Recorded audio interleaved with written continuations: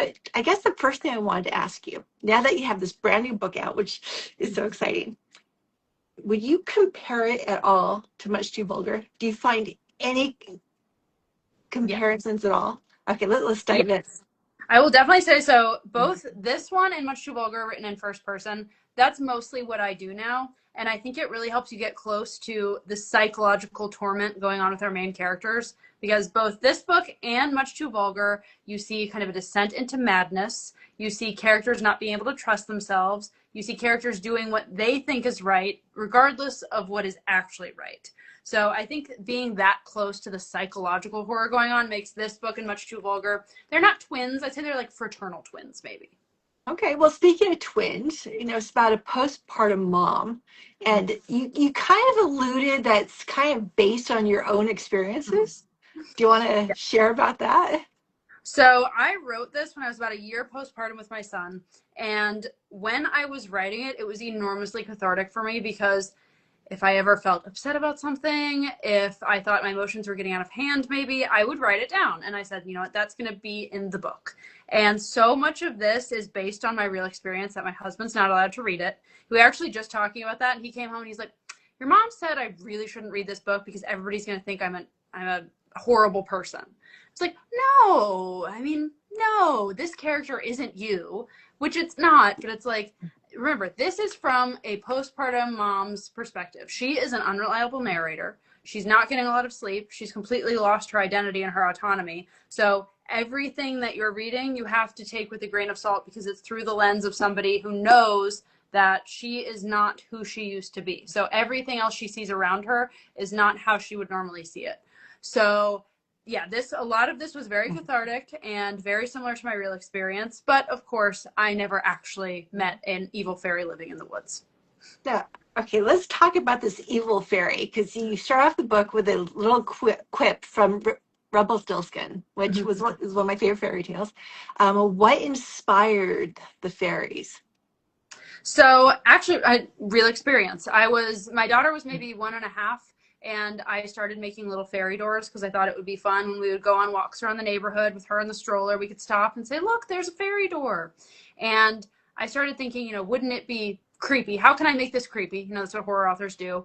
And I thought, well, what if there's actually something living behind this fairy door, but it's not a nice fairy?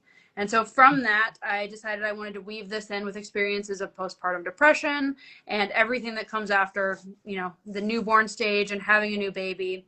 And I really like the play of the psychological realistic horror with the supernatural. I think that just brings something different. And I think the dark fairy tale spin, it was really fun to write, and I hope it's as fun to read.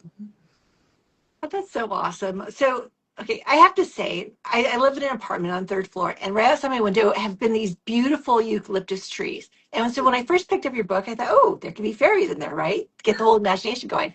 Well, my neighbors, they're new owners, they're cutting down the trees. And I'm literally like crying because this is going to sound weird.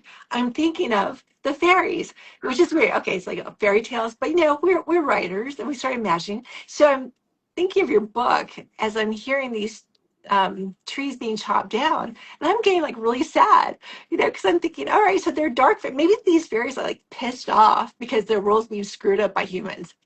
I was just thinking You that. never. Yeah, Yeah, I mean, we don't get the evil fairies perspective. So if right. he's unreal, you don't know. And well, that's what I love about your characters, though. It's like no matter how evil they are, you kind of keep it real. Like Keely Rexroth. It's like she's like really messed up, but Yeah. she keeps it real. She's like validating everything she's doing. So I haven't really gotten to the climax of the book yet. And I'm like I need time. But I'm just thinking, do you find that there's going to be a point in the book where where someone's going to go, holy moly, what's going on here?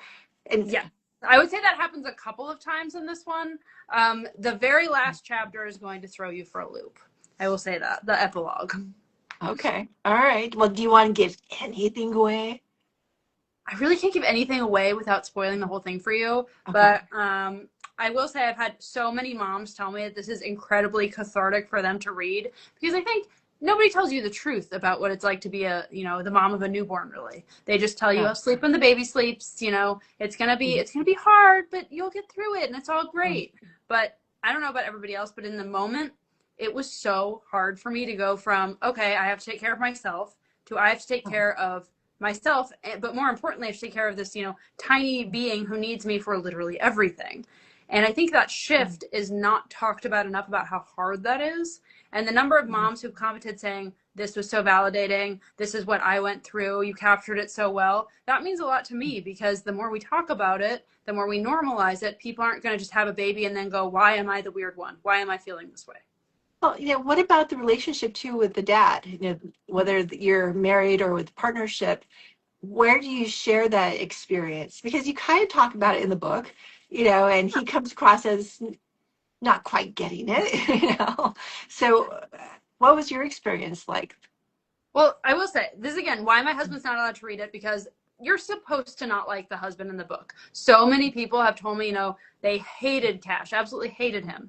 But the thing about him is that he's not a bad guy. He's really not. He's not the villain in the story. He's just a guy who doesn't, like you said, he doesn't get it. He doesn't understand, his life hasn't really changed while hers has. And he's thinking, the dynamic between us will stay the same. There's just now another person here. And in reality, it's completely different. And so I think that's an interesting situation in anybody who is married or has a long-term partner going into this experience and being like, when you have had the baby, your body is different, your mind is different, your hormones are going crazy. Like, you are different, but your partner may not be. And that is a really hard thing to adapt to. I mean, you do adapt, but it is hard. Well, I've heard some people actually harm the kid. They either not ignore the kid completely, or I've heard of cases where the kid gets a lot of abuse unintentionally because the mom is just in this state where you're right, she can't handle it. So would you say that by writing this book it could actually help some moms going through it I hope have a so. great experience? Or Yeah, recognizing that like you're not alone. Lots of people feel this way, and that you absolutely can get help, and it's not going to be like this forever. Because I think that's another really hard thing is when you are running on no sleep, you can't take care of yourself. You think, oh my gosh, another week of this, I can't handle it. Another 3 months of this, I can't handle it. And people are saying, oh, it gets easier next year. And you're thinking next year is never going to come. right. Knowing that there are resources and that, yes, time will pass and you will get through it, and just having somebody who gets it, even if you're reading a fictional book, just understanding that experience is valid and real, I think that makes a huge difference. Well, and you brought it, you already had your daughter. I mean, so you had two kids at this point, right? Yes, I did. Okay, so it was completely different than your first pregnancy, or It what? was different because with my son, I knew what to expect. We had all our procedures in place. We knew how to take care of a newborn. We knew how we worked together, and it was a lot easier. I will say that.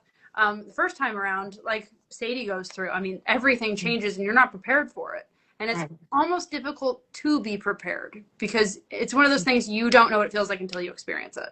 So yeah, that was a challenge to write, but Mhm. cathartic. And as I was writing it and as I was editing it, I was starting to feel those feelings again, which was interesting how the writing can bring that back.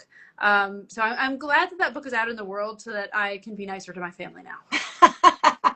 Well, it is this whole big change that goes on, and you're expected to be normal when there's nothing really normal about it if you think about it. And then women who have like multiple children, and over, it's really crazy. I mean, I just have one, and it was like a life-changing experience. But you're a horror writer, so when you call this story, first of all, the title, I mean, I think of like a serious gore horror, but it's not. What kind of category would you call this? Or I call it genre? primarily psychological horror, but with supernatural elements. And for the title, in case people don't know where this title came from.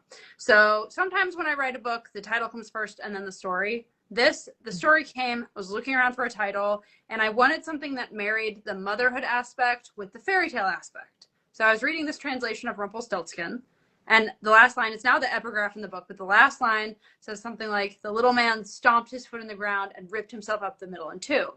And I thought, okay, there's the Rumpelstiltskin fairy tale connection, but also that is a very visceral description of what giving birth is actually kind of like. Yeah. And I mean, this is a very angry book. It's a very visceral book. and I wanted a title that matched that and caught your attention, because I think so often, especially new moms, we just want somebody to hear us out, to not offer solutions, not try and fix it, not tell us that we're doing anything wrong, just listen and hear us out. Which, I mean, also this cover is somebody, it's a woman screaming. It's like, we want you to hear us. So would you say men can read it and be entertained by it, or? Yes, I mean, I've had so many people say moms should read this, but just as many people have said husbands and men need to read this to understand what's really going on in our heads. And I know not every mom feels this way, but I think a lot of us do. And Right. if you can explore that in a book and empathize with those characters as a man, then when you are confronted with that situation in real life, maybe you can have some more empathy. You can try and do, not the wrong thing, do the right thing, say the right thing, act the right way, and avoid a lot of conflict. Okay, but I have to say, with men and women, do guys really know how to do that?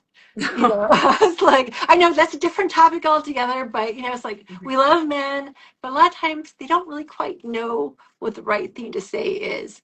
And it's this like, men are from Mars, women are from Venus type thing, it's like, and you really just want to sometimes smack him a good one, so regardless of postpartum. So, I mean, No, guys, that's we a love you, but question. Yeah, because I mean, I think guys really want to fix it. It's like if I come to my husband with a problem, he'll listen, but then he immediately tells me how I need to fix it. When most of the time, what I want is just somebody to listen and be like, "Oh, I'm so sorry that happened to you. Do you need a hug?" And especially when you're postpartum, that is what I wanted somebody to say. "I'm so sorry. Do you need a hug?" Instead of, "Well, have you done this or this or this or this or this?" And that's where a lot of the irritation on Sadie's part comes to, because if he's even listening, he is just trying to fix it instead of really getting to the root of the problem. So yes, I think men have the capacity to do this. It just has to be, a switch has to flip in their brain to be like, okay, I'm in listening mode. And I've gotten to the point where with my husband, if I'm like, I just need you to listen, I'll just straight up say that, because they can't read our minds, even though we think that they should. right, right. Well, this is a contemporary story too. It's set in Savannah. You live in Savannah. Yes. How do you like creating a story in your neighborhood, in where you live? I love it because there's so much atmosphere here. If you've been to Savannah, we're in the low country. We've got these great big live oaks covered in Spanish moss. I mean, it's beautiful, but it's also hot, it's humid, it's sticky, it's southern. And in my neighborhood, everybody knows everybody, everybody's in everybody's business. So a community like that is just really, really fun to write about. People in my neighborhood, now that the book is out, I've had so many people ask me, when can I get a copy? Can I read it right now? Or I'm reading it right now and I love it. And so I think it's fun when people can read it and be like, okay, I see that. I see that. Because, some characters are based on real people. It's fiction, but they are based on real people. So having my neighbors be like, I know who that is, and that's so cool. That's been fun. Well, and then I think all the heat and humidity would add to Sadie's Mm. behavior, right? Yes, as somebody who was pregnant and gave birth in the late summer twice, yeah, the heat makes a big difference, because you want to get outside because you don't want to be trapped inside with the baby all day, but it's hot. And even though you're sweaty, that baby comes first, as always. So it's one of those things where you're just like, I'm just disgusting already. Let's just walk, because what else am I going to do? Right. All right. So this fairy, do you want to give any kind of description about it? I can do you one better. And this is not a spoiler because I have shared this before. I had a wonderful artist named Joey Powell do illustrations for this book. So this is his depiction of the fairy.